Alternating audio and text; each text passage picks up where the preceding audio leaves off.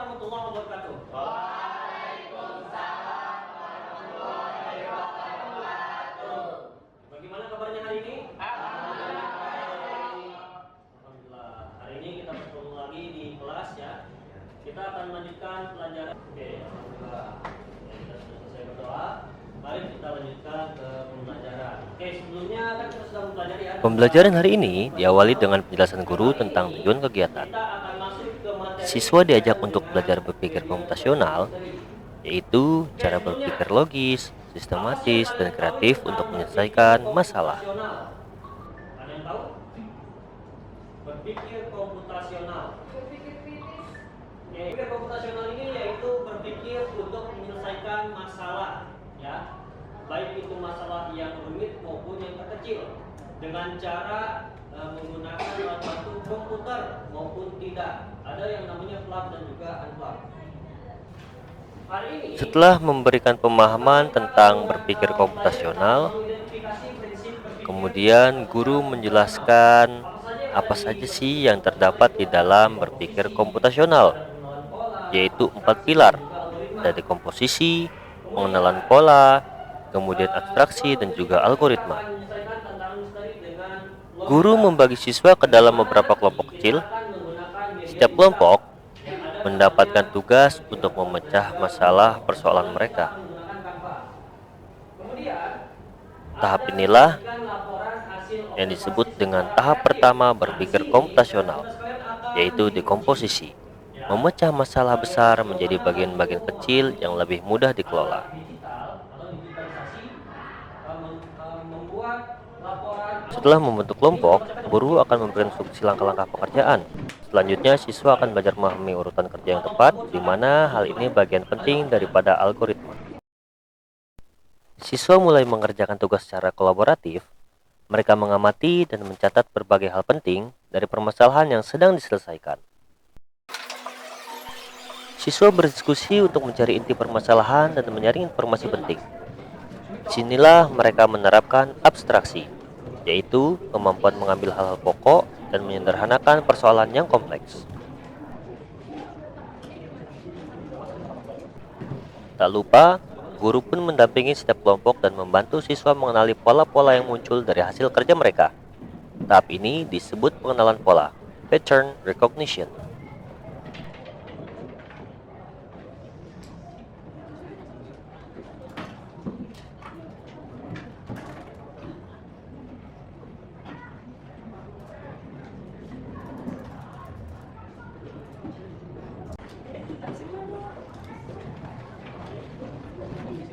Oke, udah dapat jawabannya? Dapat. Oke. Oke, cari gimana kelompoknya udah dapat jawabannya, cari. Oke, silakan diskusi.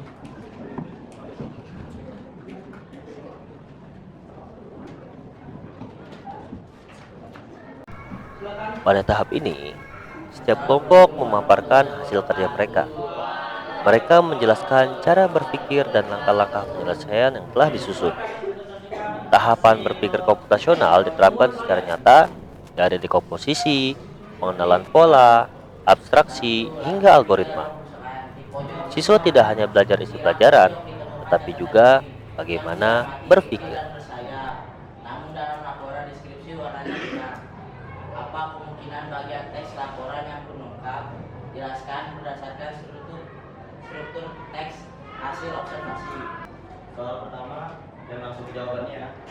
Bagian yang belum lengkap adalah deskripsi ciri fisik atau warna. Karena yang saya temukan Apa yang belum lengkap?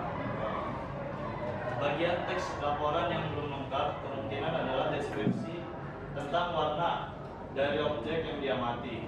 Dalam struktur teks hasil observasi biasanya ada bagian deskripsi fisik yang memuat warna, bentuk, ukuran, dan ciri-ciri lainnya. Jadi warna sayap yang hilang itu bagian dari deskripsi fisik yang seharusnya ada supaya laporan lebih lengkap dan jelas. Berarti memang bagian warna ini nggak ada deskripsinya. Iya. Oke, berikutnya di tangga itu apa yang kamu temukan? Apa ini kan kepala struktur atau pembahasan yang terjadi? Apa itu? kesalahan yang mungkin terjadi adalah pengulangan informasi tentang tempat tinggal si coklat kecil di 2 paragraf berbeda. Jadi terkesan berlebihan dan tidak efisien.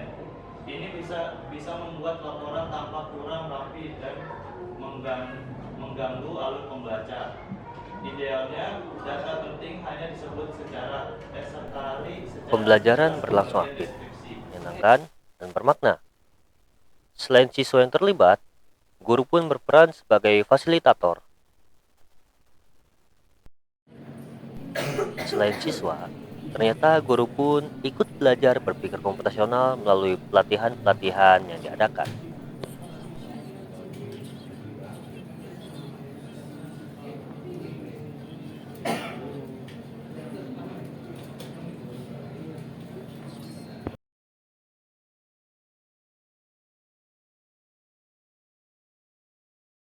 Dulu kalau dapat tugas yang besar, saya suka bingung banget mau mulai dari mana. Tapi sekarang saya udah belajar buat memecahnya jadi bagian-bagian yang kecil dulu. Jadi itu ngebuat tugasnya tuh lebih gampang buat dikerjain. Menurut saya, abstraksi itu kayak menyaring ide. Saya jadi lebih mudah menjelaskan sesuatu karena lebih fokus pada inti masalahnya. Saya jadi sadar kalau hidup juga perlu algoritma, ada proses, ada urutan, dan setiap langkah kecil bisa membawa hasil besar kalau dilakukan dengan konsisten. Sekarang kalau saya mau menyelesaikan tugas, saya buat langkah-langkah dulu, jadi nggak asal kerja tapi tahu urutannya. Melalui pembelajaran berbasis berpikir komputasional, siswa dilatih untuk berpikir kritis, kreatif, dan kolaboratif. Inilah praktik baik pembelajaran abad ke-21, menumbuhkan cara berpikir, bukan sekadar mencari jawaban.